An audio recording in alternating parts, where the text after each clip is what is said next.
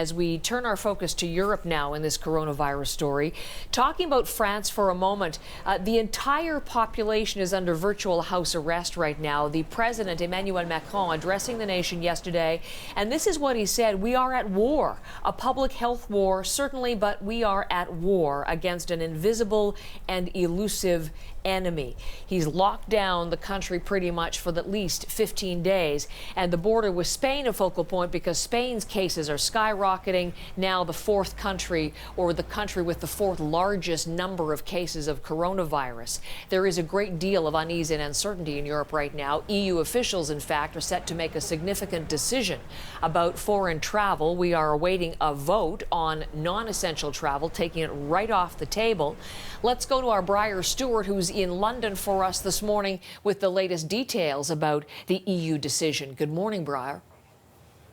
Good morning, Heather. Yes, there is so much uncertainty here because, of course, Europe is at the epicenter of this outbreak at the moment. And really, the changes are happening just so quickly. As you mentioned, the European Commission is calling for a temporary ban on all non-essential travel within the EU. So that would be people traveling within, back and forth between the 26 different countries. But of course, a lot of countries aren't waiting for that, and they've already tightened up their border controls and in some cases have restricted travel just to citizens and diplomats and those that need to go in for a justified reason. On top of that, French President Emmanuel Macron had confirmed that as of noon today, the external borders of the EU are going to be closed, except for, again, letting citizens and those with the justified reason to come in.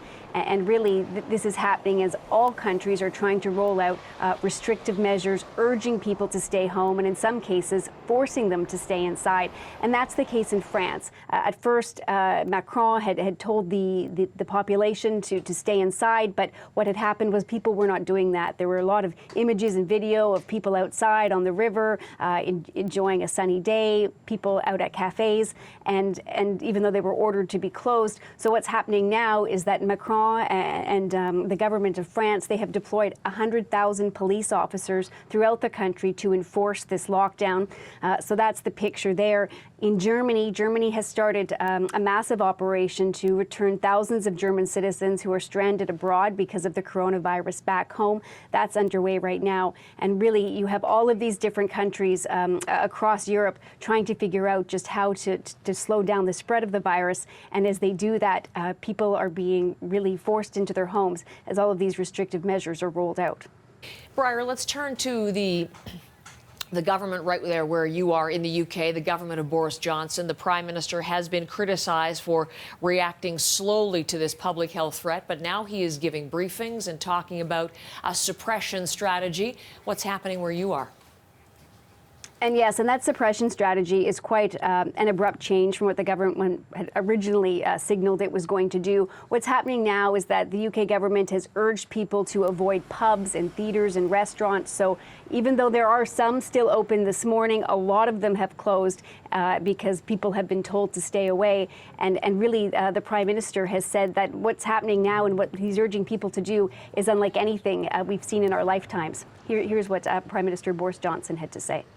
I can't remember anything like it in my lifetime. I don't think there's really been anything like it in peacetime. And we have to accept that it's a very considerable psychological, behavioural change that we're asking the public, the nation to do. But I've absolutely no doubt that we can do it, that we can do it together. Everybody understands the need to do it, and that, as I said earlier on, that our economy will eventually bounce back.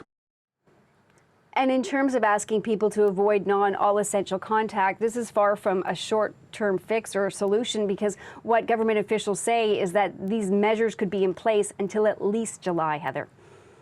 Briar, thank you so much. Watching the London and UK and European scene for us, our Briar Stewart.